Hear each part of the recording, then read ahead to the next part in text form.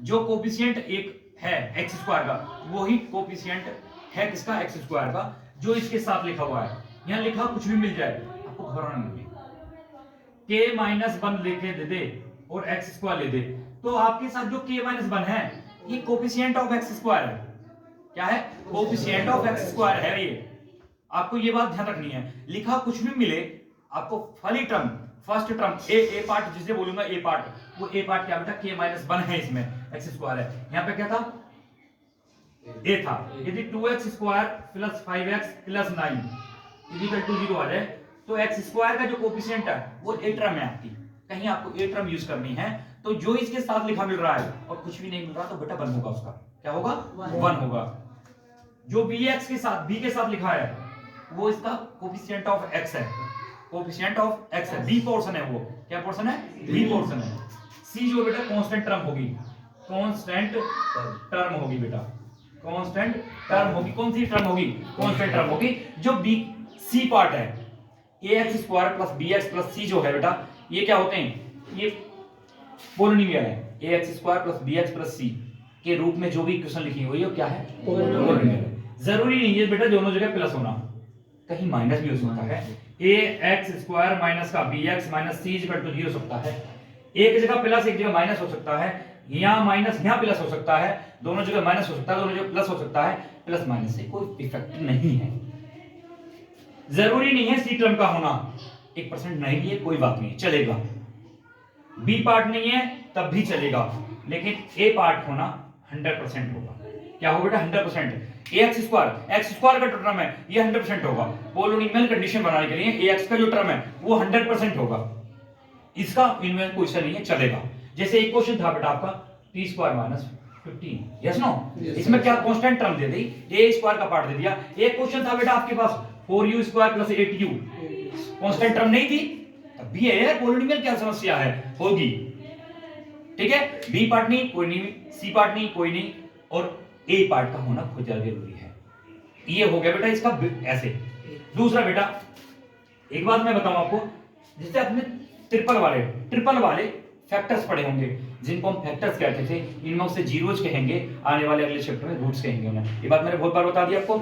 तो क्या है ये जीरोज आते हैं इसमें, जो मैं x की वैल्यू फाइंड करता हूं, जैसे कोई डिजिट आपको दिया है x स्क्वायर माइनस का 13x सॉरी प्लस का 13x प्लस का 36 is equal to 0, first and last की मल्टीप्लाई करके जब मैं फैक्टर निकालता हूं और x की जो वैल्यू आती है वो क्या होता है बेटा, वो इसके जीरोज होते हैं। क्या होते हैं, इसके जीरोज होते हैं वो। ठीक है, किसके जीरोज होंगे वो, इस पोलिनोमियल के x square plus 3x plus 36 जो है इसके जो कौन कौन होंगे, इसके जीरोज होंगे वो। जैसे x स्क्वायर, अब ये बेटा फर्स्ट एंड लास्ट की बात बताऊं मैं, तो फर्स्ट एंड लास्ट का मतलब यहां 1x स्क्वायर है, यहां 36 है, 36 की 1 से 36 के ऑल प्राइम फैक्टर्स होंगे 1 2 3 4 6 9 12 18 36। अब इनमें से कोई दो ऐसे फैक्टर यूज कीजिए, कोई दो फैक्टर ऐसे यूज कीजिए इनसे बेटा जिनको प्लस के अंदर क्या आ जाए 30 आ जाए। क्योंकि प्लस करके ही क्यों सर, प्लस करके ही क्यों, क्योंकि लास्ट वाला जो कांस्टेंट टर्म होगा ये निर्धारित करेगा, ये डिपेंड करेगा कि मेरे प्लस में लाने हैं फैक्टर या माइनस में फैक्टर लाने हैं। तो किस में लाने हैं बेटा, प्लस में। यदि प्लस का है तो प्लस में लाने हैं, माइनस का आएगा तो माइनस में लाने हैं। यहाँ पे कोई भी डिजिट है, छोटी है बड़ी है मत घबराइए, आपको लाना है तो वो लाना है। किस पे डिपेंड करेगा, लास्ट वाली टर्म पे। यदि प्लस की है तो प्लस से और माइनस की है तो माइनस से। 9 plus 4 x plus 36 is equal to 0। एक बात को विशेष ध्यान रखें बेटा, 12 प्लस 1 भी लिख सकता था, क्यों नहीं लिखा, 12 बन जाए 12 होता, मुझे 36 भी लाना चाहिए था, उनकी मल्टीप्लाई भी 36 होनी चाहिए। तो x स्क्वायर प्लस का 9 plus 4 x 36, x square plus के 9x प्लस का 4x प्लस का 36 is equal to 0। x square plus का 9 कॉमन ले लेंगे बेटा, x कॉमन लिया तो x प्लस 9 प्लस का 4 कॉमन लिया, x plus 9 is equal to 0, x plus 9 x plus 4 is equal to 0, x is equal to minus का 9 माइनस का 4। ये दो जीरोज आए बेटा, इन दो जीरोज को, पहले जीरोज को अल्फा और दूसरे जीरोज को बीटा कहते हैं। अल्फा और बीटा निकल के आगे जो मैं फैक्टर करने के बाद मैं निकाल रहा हूं, इन्हें जीरोज कहते हैं। क्या कहते हैं, जीरोज कहते हैं। पहला अल्फा और दूसरा बीटा, दो जीरोज आगे मेरे पास, क्या आगे, अल्फा और बीटा आगे। सम की बात करूं, sum of the zeros, sum of zeros, तो फॉर्मूला होगा बेटा minus b upon a. B कहां से आया सर? बी कोई बात होगी फॉर्मूला की? बी का मतलब है इसमें बी वाला टर्म, और ए का मतलब है एक्स स्क्वायर का कोफिशिएंट, और बी है बेटा एक्स का कोफिशिएंट। लिखेंगे Chhotu minus coefficient of x upon coefficient of x square. किसका कोफिशिएंट? ऊपर एक्स का कोफिशिएंट, नीचे बेटा एक्स स्क्वायर माइनस में। हम पे क्वेश्चन था बेटा एक्स स्क्वायर 13x प्लस 36। ए वाला पार्ट क्या है? जो एक्स है वो ये वाला पार्ट है, इसके साथ जो भी इसका कोफिशिएंट है, इसके साथ जो लिखा हुआ है वो क्या है? ए पार्ट। बी पार्ट बेटा एक्स का कोफिशिएंट और सी पार्ट कांस्टेंट है। ए जीरोस का सम, दोनों जीरोस का क्या है बेटा मेरे पास? -9 माइनस का 4, प्लस करूं माइनस करूं बेटा, माइनस का बी टर्म क्या? माइनस का 13 है, और ए पार्ट मेरे पास 1 है। माइनस का 13 इज इक्वल टू माइनस का 13। आगे एक बार बेटा प्रोडक्ट ऑफ जीरोस की बात मैं करूं बेटा, प्रोडक्ट ऑफ जीरोस की बात करूं, सी अपॉन ए होता है। सी का मतलब constant term and coefficient of x square. Product minus का 9 मल्टीप्लाई माइनस का 4, सी कितना बेटा? 36 अपॉन 1, 9 4 जा 36 minus minus plus equal to 36 equal. आगे क्वेश्चन बेटा इसमें डिपेंडेंट करेगा, आपको ये पता होना चाहिए कि पॉलिनोमियल है क्या। पॉलिनोमियल है बेटा जो ax square plus bx plus c के रूप में जो लिखे होंगे वो मेरे पॉलिनोमियल होंगे। जो ax square plus bx plus c के रूप में लिखे होंगे वो मेरे क्या होंगे? पॉलिनोमियल होंगे। ध्यान रहे c पार्ट नहीं है चलेगा, b पार्ट नहीं है तब भी चलेगा, लेकिन कंफर्म ए का होना कंपलसरी है।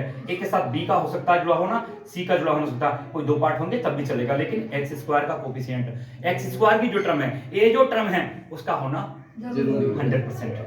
ठीक बेटा। दूसरा कोफिशिएंट बोलते किसे हैं बेटा? कोफिशिएंट होता है जो जिसका गुणांक होता है, जो जिसके साथ लिखा था, जो जिसकी पावर होती है। जैसे यहाँ bx पावर है, यहाँ तक 13x पावर है इसकी, तो x कितने? 13 है, इनकी पावर कितनी? 13 है। यहाँ एक्स स्क्वायर है, सिंगल 1 है, इसकी पावर 1 है बेटा। जो जिस उसके गुणांक है वो उसका कोफिशिएंट होता है। ठीक है बेटा। हमें क्या करना होता है? पहले फैक्टर निकालने, साधारण रूप में फैक्टर निकालने बेटा। जिनको हम फैक्टर कहते हैं उनको तो जीरोस कहते हैं, और जिनको हम फैक्टर कहते हैं उनको जीरोस कहते हैं। आगे जब चैप्टरों में जाएंगे हम तो उनको रूट्स कहने लगेंगे। निकालना आपको फैक्टर है, जीरो से कोई घबराना नहीं है। ax square plus bx plus c के रूप में लिखी हुई इक्वेशन है, उसको ट्रिपल वाले से फैक्टर कर लेंगे। जैसे ये x फैक्टर है बेटा x माइनस का 9 और माइनस का 4। सम ऑफ जीरोस क्या होता है? माइनस का b upon a, alpha plus beta. दो जीरोस है मेरे पास, अल्फा और बीटा, तो क्या है बेटा? -9 माइनस 4 आ गया बेटा। तो मैंने वही लिखा बेटा sum of zeros minus b upon a coefficient of x और coefficient of x square. Coefficient उसका गुणांक, उसके साथ जो लिखा हुआ है वो लिखना है। b a से मत घबराइए, कुछ भी लिखा हो सकता है, कुछ भी लिखा मिल सकता है, आपको वही रखना है। Don't hesitate. कभी कभी क्या होता है बेटा, इक्वेशन ऐसी देगा वो बना के कि जैसे दे दिया उसने बेटा k plus 1x square plus का 9x प्लस का 6 इक्वल टू 0। अब आप कहेंगे k प्लस 1 दे दिया, बड़ा अजीब सा लगने लगा। k प्लस 1 इसके साथ x स्क्वायर लिख दे दिया, इसका कोएफिशिएंट k प्लस बना के दे दिया। ठीक है बेटा। और इसका दे दिया sum of the zeros given, sum of the zeros of the polynomial is कितना है ऐसे दे दिया। मान लीजिए इसका 7 दे दिया सपोज दैट, तो आपको कुछ नहीं बनाना है, माइनस b अपॉन a लगाइए ना। आप तो कुछ भी लिखा रहने दो, माइनस का 9 अपॉन k प्लस 1 लिख दो, इक्वल में सम ऑफ जीरो जो गिवन है उसको लिख दो। Find the value of k कहेगा वो इसमें,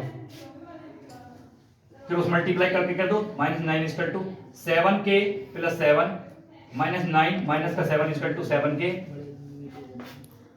माइनस का 16 इक्वल टू 7k, और k की वैल्यू कितनी है बेटा? माइनस का 16 अपॉन 7। कुछ भी आ सकती है ऐसी, तो ऐसे ऐसे दे देते हैं, वहीं घूम जाती है। एक क्वेश्चन आपकी प्री बोर्ड में आया था, जैसे एक्स स्क्वायर के साथ दे देगा, रहने दो भैया, जो देगा वो देगा, देने दो। आपको ध्यान रखना है, तो मुझे तो ए मानना ही उसको है जो कोएफिशिएंट ऑफ एक्स स्क्वायर है। कुछ भी लिखा मिले उससे नहीं घबराना है, कुछ भी लिखा मिले वो वैल्यू पूछ लेगा ना कि वगैरह की, उसने तो वो हार्ड कर देता हल्का सा, बस बोर्ड में क्या करता वो हल्का सा हार्ड कर देता, इसलिए तो हार्ड कर देता वो, ताकि आप बस सोच दें यार वो तो बिल्कुल फैक्टर हमने तो सिंपल वाले सीखे हैं, हमें तो सिंपल वाले फैक्टर आते हैं। ऐसे ऐसे क्वेश्चन थे हमारी बुक में, तो 6 और 7 क्वेश्चन है, हमने बड़े आसानी से फैक्टर करने जानते हैं। लेकिन ऐसा देखते हैं हम घूम जाते हैं, और पता नहीं कहां से दे दिया। सर तो बोले एनसीईआरटी से आएगा, अब एनसीईआरटी से नहीं आया है, आया एनसीईआरटी से, आपको वही करना ना। आप तो बस अपने बेस पर मजबूत रहें कि बी अपॉन ए होता क्या है, माइनस बी अपॉन ए होता है alpha plus zero, alpha plus beta होता है, सम ऑफ जीरोस बोलते हैं इसे। आप रखिए यहाँ पे जो वैल्यू रखी उसी को रखिए, जो भी आ रही है उसी को रखिएगा, ठीक है।